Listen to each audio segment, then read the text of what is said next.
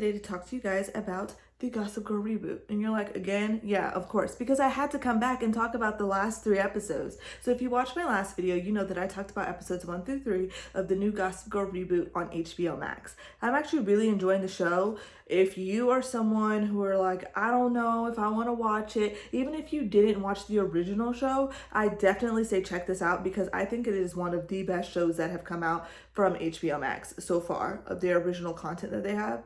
I have loved it a lot. Like I said in my last video, I am a fan of the original Gossip Girl series. I read the book series before the show came out, and then I watched the show when it started when I was in 7th grade back in 2007, and I watched it all the way up until the beginning of my senior year when it went off in 2012. I am a Gossip Girl stan, and I was so excited when they announced that this reboot was going to be coming out.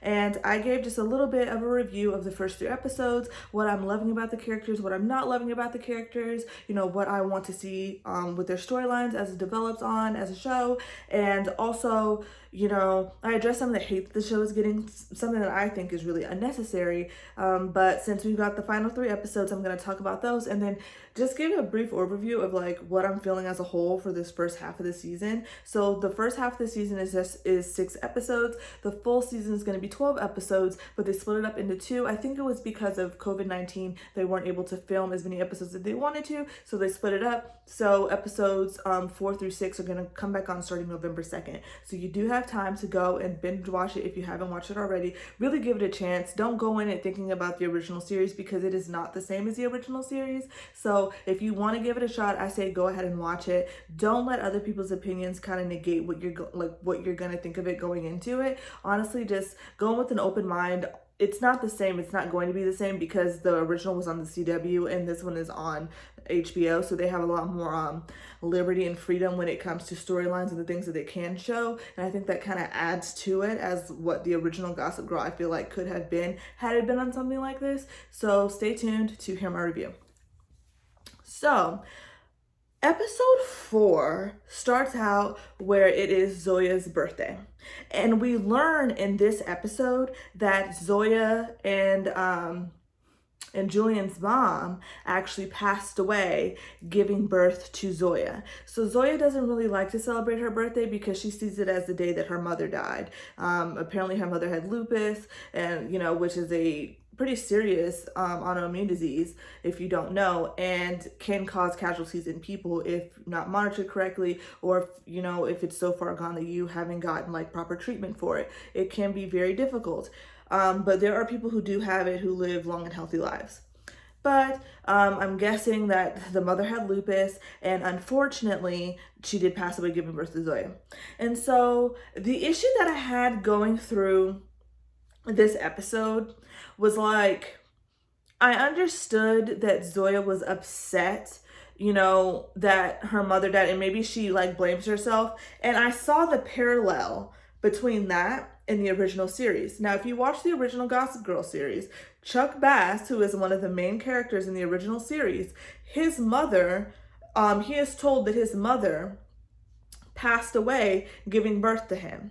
So he doesn't view his birthday as something to be celebrated because he mourns the mother that he really didn't get a chance to know. And so we have that parallel with this in the reboot of that happening to Zoya as well.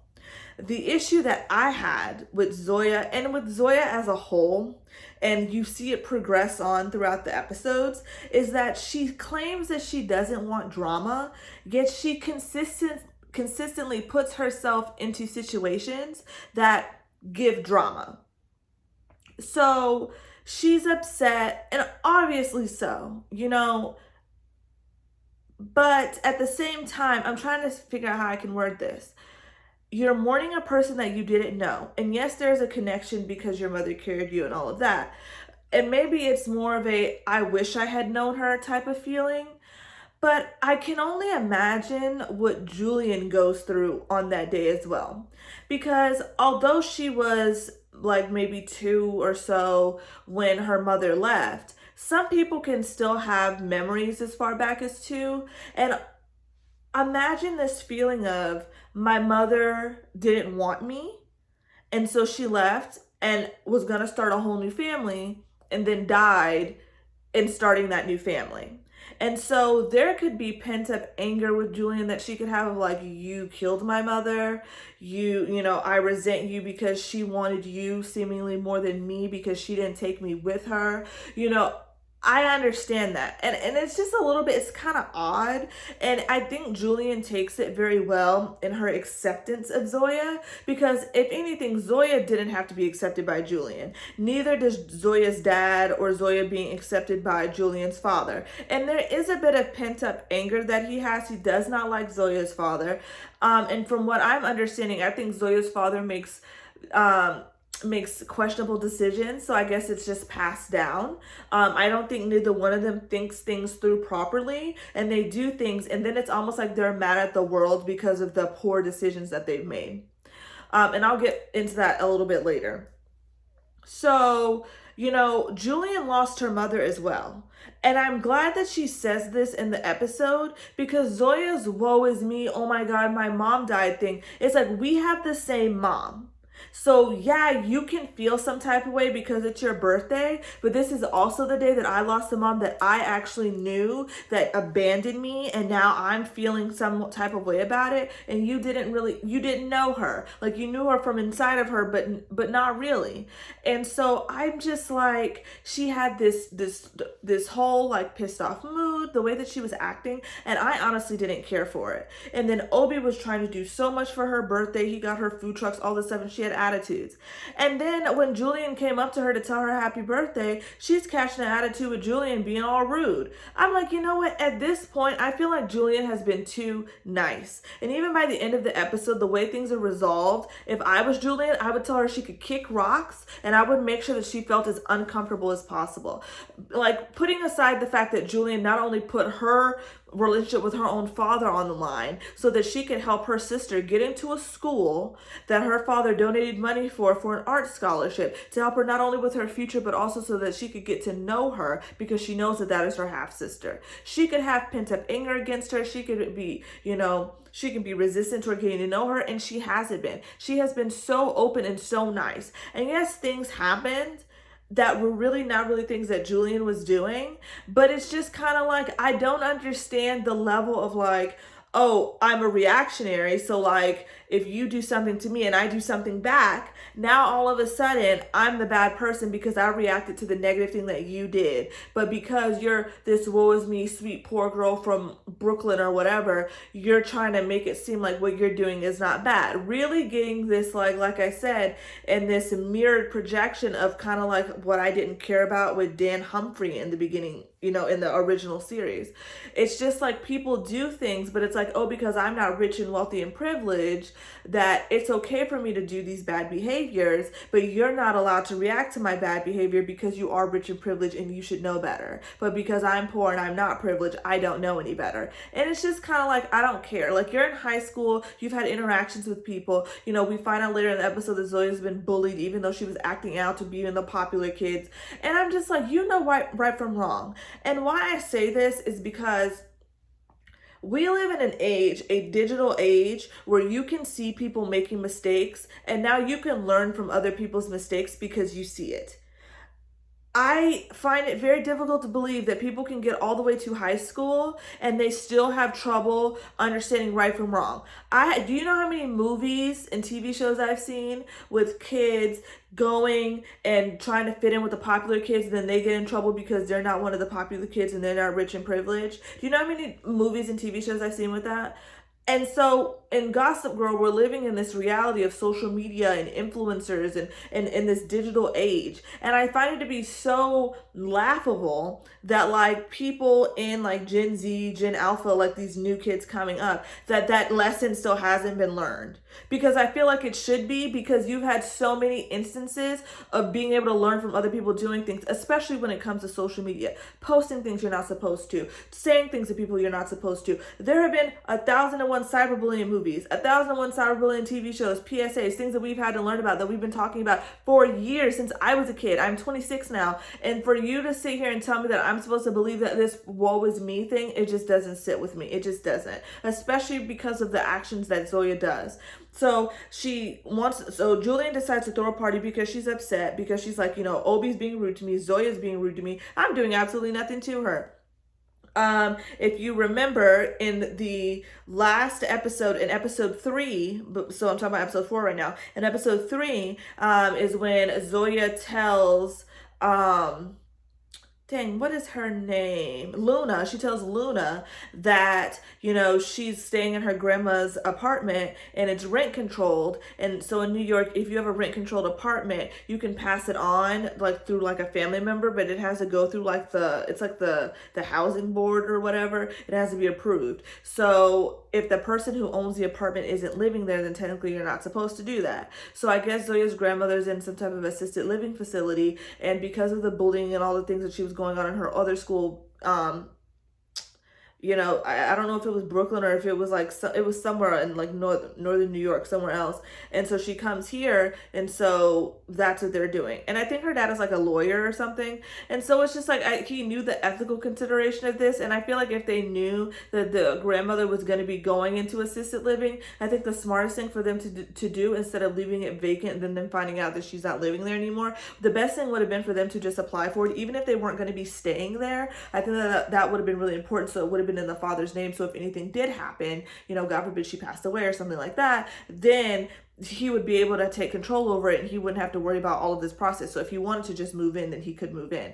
I don't know why I didn't think about that. This man's a lawyer. And like I said, not making the smartest of decisions, but whatever. So Julian decides that she's going to throw a party because she's like, whatever.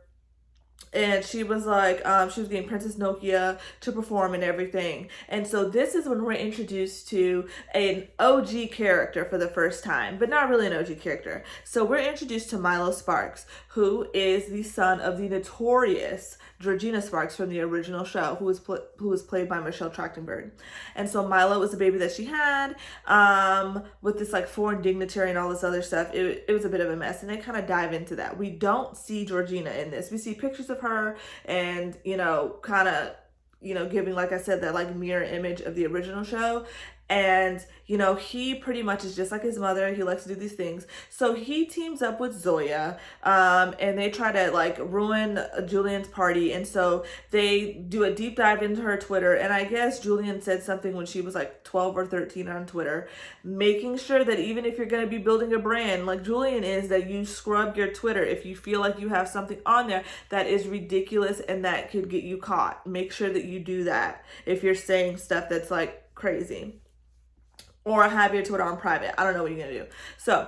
So they find this thing of like, she said something about like, it was almost like fat shaming people, or saying like certain people shouldn't wear something. And so she was getting canceled. And so people were dropping out. Princess Nokia didn't want to be at her party. So she had to try to do whatever she could to try to turn it around. And I just kind of felt like Zoya kind of took it far, because yes, she did tell Luna that she was living in the apartment, and so they leak it to Gossip Girl, and so she thinks that it's Julian that did it, not realizing, hey, maybe it could be Luna or Monet, the two people who obviously don't like me, have said to my face that they don't like me, but I'm still not going to listen, and I'm just going to do whatever I want, and I'm going to blame Julian. The same way that she's been doing consistently for the past 4 episodes. So I'm just like, Zoya, you have Julian, who not only did you take her boyfriend, everyone seems to love you so much. You come to her school. You don't want to properly thank her for getting you there, even though like it got you out of a tough situation that we're going to find out about later on in the episode. I'm just like, hun, you blame, like literally Julian gets blamed for so much, and it was like, these are two people, Monet and Luna, who do not like you, who have been plotting against you for the past 3 episodes, doing things to you for the past 3 episodes. You want to drunkenly confide in one of them and think that they're going to take the secret to the grave, even though they've talked about you like you're a dog right in front of your face, but you're not getting it. It just doesn't make any sense. And so and let's not even talk about the fact that like you even have like Audrey and Aki and Max and that whole, cluster of things that are going on. We end up finding out that Max is now sleeping with the teacher. I'm just like, and it's just so much. It's like, oh my God, like Max needs to go home and talk to his dad, because his dad is going through some stuff because of everything that happened at that play that happened, when, he outs one of his fathers for cheating on the other one by using the teacher in his like, I don't know, it was like a form of like Grindr or something, some type of dating app. And it's like, now, okay, the dad that was cheating blamed Max. Okay, obviously he's gonna blame someone else because he doesn't want to take responsibility for his actions, because he was cheating and being like a dog. He was being a pig about it. But your other father, who you just outed in front of all these people and embarrassed, now has to deal with that type of shame and also worrying about insecurities that he was obviously already feeling that you set him up for when you told him to wear something that you knew the other dad wouldn't like. So I feel like Max is extremely selfish. Extremely. He does things out of his own insecurities and out of his own self-regret, and he tries to bring down everybody with him. You know when they say the miserable people love company, misery loves company? That is exactly what Max is. He wants to bring everyone down to his miserable level, and then when people try to tell him they're trying to help him or do something for him, he wants to act like a jerk. And no, I don't like that. I don't like Max. I don't. And then you have Audrey, who not only slept with Max, yeah, Aki kissed Max or whatever. She came clean about it. Now she's holding over Aki's head because she thinks that he may be gay or bisexual, and she doesn't know how she feels about that. If you don't like it, then break up with him. But staying with him and doing this tiptoe stuff and trying to make him jealous and all this other stuff that she was doing, she tried to make him jealous, and then she tries to make him jealous by like inviting this dude from Instagram to Zoya's party, and Zoya and Julian's party.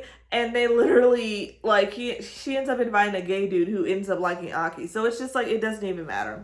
So after Zoya and Milo work together, try to get Julian canceled, Julian comes together and she says, look, what I'm going to do is I'm going to make this party about my mother, since my mother died on this day. It's going to be giving all the proceeds to like the Lupus Foundation and all this stuff. So she tried to like turn around and get people to still come. Zoya doesn't like it. Their dads find out, they make them have a joint birthday party together. Okay, so they join. It's not a joint birthday party because it's not Julian's birthday, but Zoya's party, like they've teamed up to make a party. And in the party, you know, Zoya and Milo are together, and they're like putting like stuff in Julian's food to make her like drunk and kind of out of it. And Obi's like, you know, I want to spend time with you. And Zoya's like, no, I want to take her down. And then Obi says this thing, and he's like, this isn't who I know you to be, or something. And I'm sitting here like, first of all, back up. You've been in school you've known her all of a month. You literally, the girl that you have been dating for the past like 2-3 years, who is also her sister, you left for these same pretenses. Oh, I don't like who you are right now. And instead of having a conversation about that, you and your performative white saviorhood had to sit here and tell me that I don't know what I want, and that I don't know what I'm doing because I'm focusing on my brand, something that is important to me. You didn't like that, so then you dumped me, and 2 seconds later started dating my sister. My sister, who just so happens to say she doesn't like drama, but you're dating your sister's boyfriend who you just met 2 hours ago. Okay, that makes total sense. So Obi's like, oh, well, this isn't who I know you to be. I'm like, because you don't know her. You just met her. You frolicked around a pretty much an off-brand Office Max for 2 hours, picking up some supplies for a school to make yourself feel better about your richness. And you wanted to go see some dolphins or something. And now all of a sudden you think that you're, Mother Teresa somewhere, donating to the poor and doing all this stuff. And it's obviously because he has insecurities about his own wealth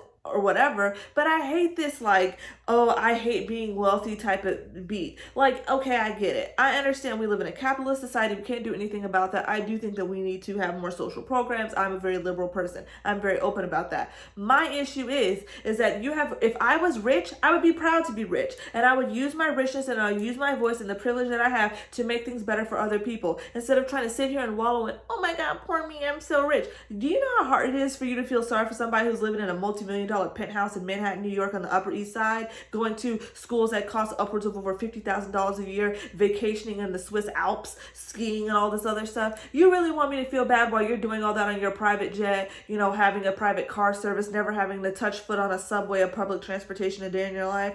You want me to feel sorry for you because you're rich. I will never feel sorry for a rich person.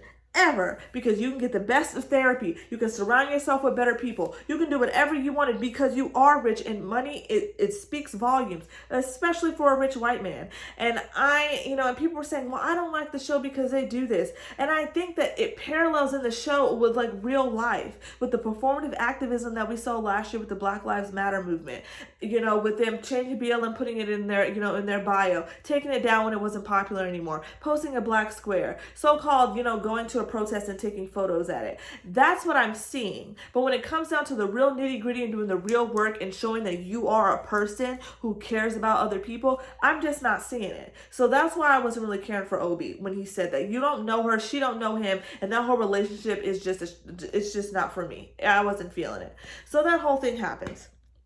They have the party. They end up resolving their issues after when Julian goes on to introduce Princess Nokia, she goes on and she shows a video of like why this is what the teachers and everything with Gossip Girl, they've been talking about, oh, we have this like ticking time on when are we going to use it. So they literally show a video of Zoya, she's spray painting stuff, but then there's a part where they lock her in a classroom, and so she sees that she's being bullied, and Julian's like, I didn't see this part before, and Luna Monet like kept the video going. Julian makes this whole speech about how she wants to be better, how she's going to be a better person. It literally wraps up, everyone's all fine and dandy, you know.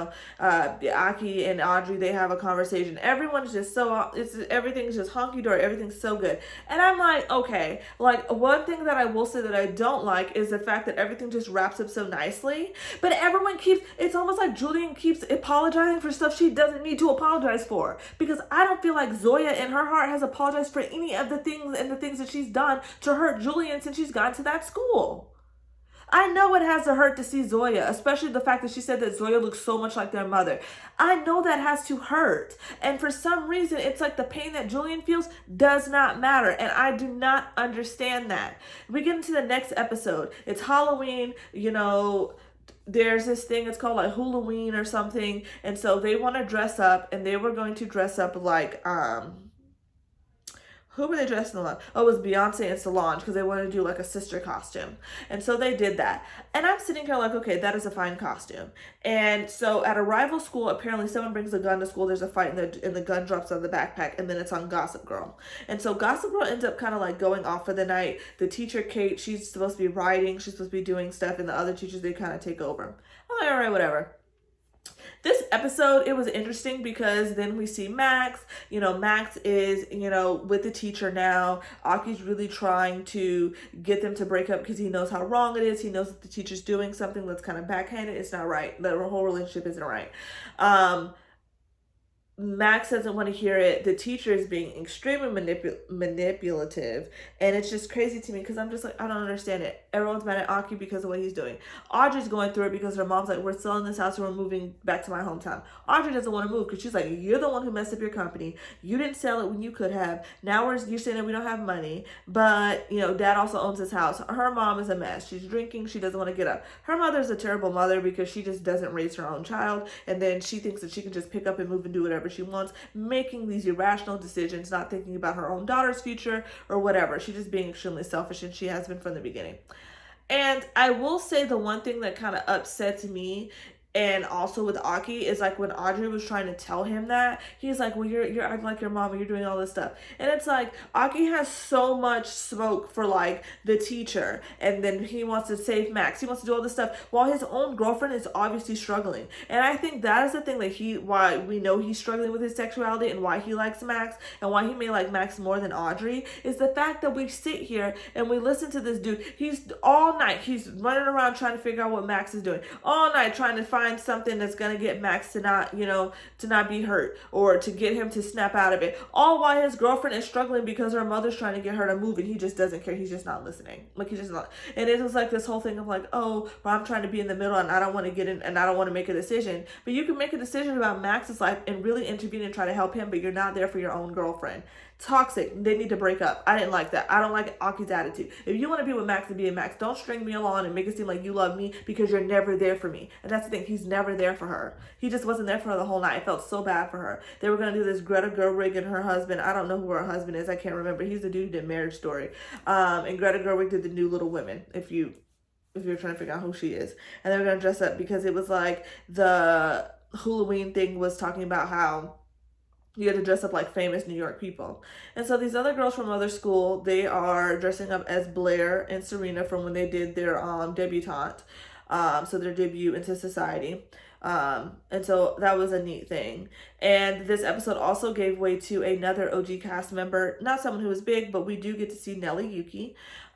So Gossip Girl is pretty much talking about the fact that Obi and Zoya are kind of having issues. Obi knows it. He's like, we're not as close. Like I said, they've only really been dating for 2 months, and I just feel like they didn't get to know each other enough before they started dating to really grasp what their relationship was. So Zoya meets this dude who was from the other school, who was talking about they meet on the bus because she's taking the bus home, like the city bus, and she's pretty much talking about how, you know, she doesn't really like Gossip Girl and all this other stuff, and like she's talking with the dude, and someone takes a picture and submits it to Gossip Girl. Now Obi's jealous because he's like, oh my god, who is this person that she's talking to? She ends up having coffee or something with the dude too, and he is just not having it. So I'm like, okay. So Luna and Monet, we kind of have this issue of, you know, I guess the person who wins gets to be on like a cover of like a major magazine, like who wins the costume. And so they were like, you know, Julian lost last time, so we can't let these other the girls who were dressing up like Blair and Serena. So I was like, okay. So they get there and there's other people dressed like that. So obviously someone leaked it. We come to find out that it was actually Monet, and she was trying to teach them a lesson of like, you need to take this seriously, you need to take your branding seriously. And Luna's like, I can't believe that you did that, all this other stuff. They end up saving it by coming up with being Chuck Bass and Dan Humphrey. So then they kind of crash the costume of the other girls, knowing that they're not going to win, but they were happy. Luna's starting to, you know, change a little bit because she's like, you know what, you know, they didn't, but they look so happy. And Monet is like, no, I'm not having it. They're not taking this seriously. I'm doing all this stuff to be your manager because it's what I want to do, and I think building your brand is important to Julian. And so Julian's just like, you know, you need to learn how to change with your clientele. And I understand, but at the same time, it's like, when Monet said that, like, you can't just automatically act like you're clean when you've done all of these, like when you've done these mean things and done all this, and they've been like the people who did her dirty work, and then all of a sudden she wants to turn a new cheek and be like so great, and then it's like, well, then I'm left picking up and trying to change my ways for you when you didn't even get here in a way that would have been like, you know, really saint-like. So Monet's, you know, no longer managing her, and I guess they're not friends. At the end of the episode, we end up seeing that Nelly Yuki is there because she is like the editor of New York Magazine. Good for her. And so Obi invited her because, and he was like, oh, I'm gonna introduce you to my girlfriend, Zoya. And so we see Zoya talking to the dude from the other school, and Nelly's like, dude, what are you doing here? And apparently he's undercover, and he was questioning her about Zoya about Gossip Girl before Obi and Nelly come over.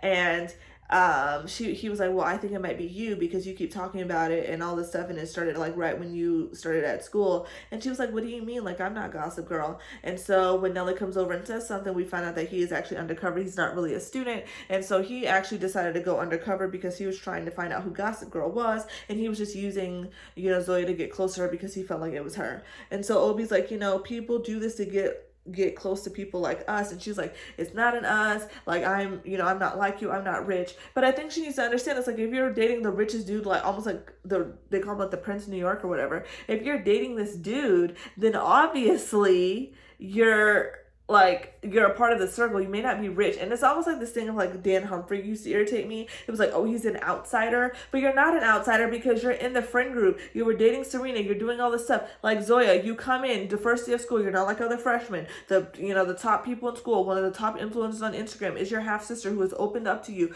giving you everything. You have instant friend group. You have all of these privileges within the school because of popularity and the people that you're associating yourself with. You've taken my boyfriend. Now you have this really popular rich boyfriend who can frolic around and give you whatever you want, but you still want to act like you're so different. You're going to a top private school, you have a super rich boyfriend, and you're surrounding yourself with a rich group of people. You're in a rent-controlled apartment in the Upper West Side, living very well for yourself with your dad as an attorney. You're not going to sit here and tell me that you're not a part of it. You may not be millionaire rich like the rest of these people, but you are definitely a part of that crowd. And for her to sit there and try to constantly separate herself from them, when she not only puts herself in situations that she can be surrounded by them, but she creates drama within a friend group that she so-called doesn't want to be a part of, irritates me.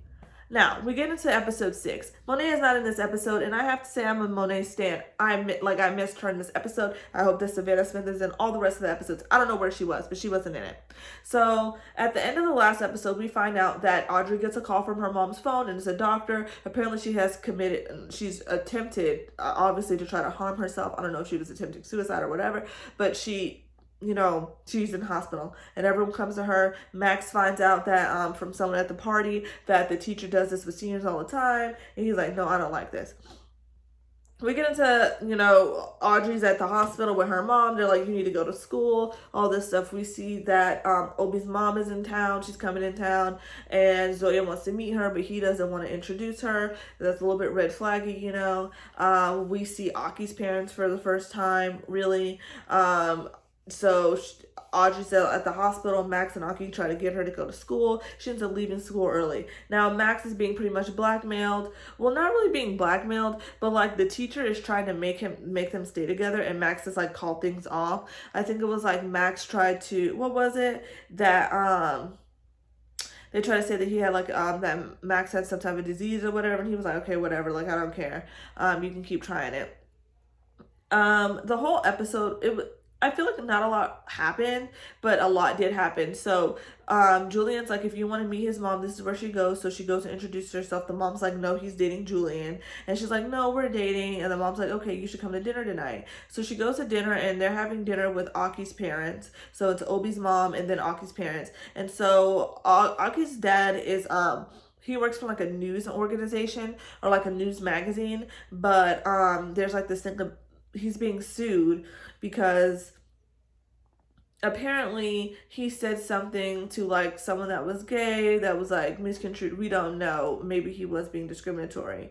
And then hold on to that piece because that becomes more important later on. So Audrey's at the dinner. She's kind of upset, and she's like, oh my God. And she kind of slips to her parents that Aki is bisexual and he hasn't come out to them yet. So she outed him.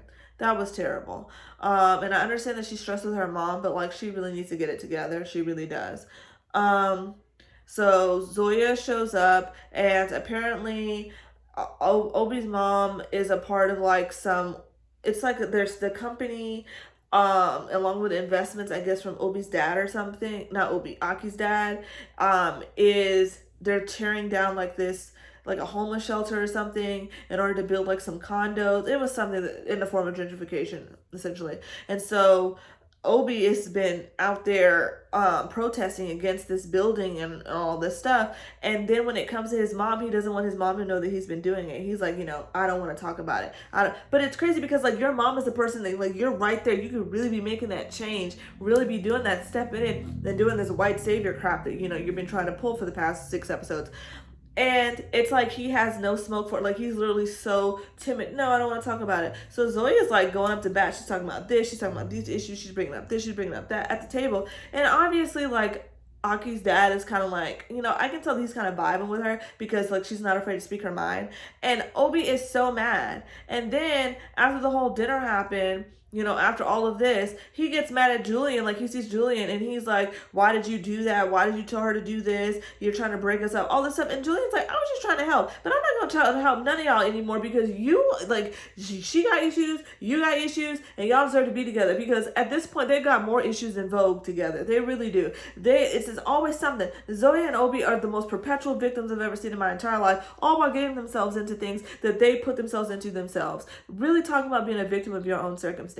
And then they always want to blame Julian. You asked me for advice, so I give you advice, and then I give it to you, and then now you're mad at me because I gave you advice. And then I'm trying to help you out and your girlfriend, something that I don't need to do because you are my ex and you are dating my sister, and you started dating my sister right after you broke up with me after I'm going through it myself. You don't care about that, but I'm the shoulder to cry on and give advice to everybody, and everyone wants to like pull on Julian. And then when she does something or when she gives them advice and they don't follow it correctly, or if it doesn't go their way, they want to blame her again. I would have slapped Obi right in the face when that happened. I'd be like, you know what? Forget you. Like, F you for that, because I don't want to deal with that anymore. It is absolutely crazy to me. I'm just like, I don't understand it for these people. Like I truly don't understand it. But whatever. So there ends up being a protest, and Obi ends up going. It's on the news, but then this is the turn of events, right? So towards the end of the episode, all this stuff happens. So Audrey's mom wakes up. Amazing. So check that off the list. So then Obi goes to the protest. He's doing all this stuff, everything. And so him and Julian are there, and then Zoya sees it, and she's like, "Oh my god, like you guys want to be together, whatever." It's like, no, it's not like that, whatever. So Aki's dad ends up coming out, and they're like coming out of this like place, and then like the news people are like asking him like, "Are you discriminatory against gay people?" And so what happened was Aki's dad had asked him to come over to like this restaurant or whatever to like come see him off. And so he pretty much used him because he had him come there. And then he goes, "How am I discriminatory when my own son is bisexual or like gay?" And so it's like, oh my God, like you outed me. And they never had the conversation about it at all. And so he literally used him to be like, oh my God, how can I be like that if my son is a part of the community? So I'm not against LGBTQ people. I'm just like, oh my God, I can't believe that happened.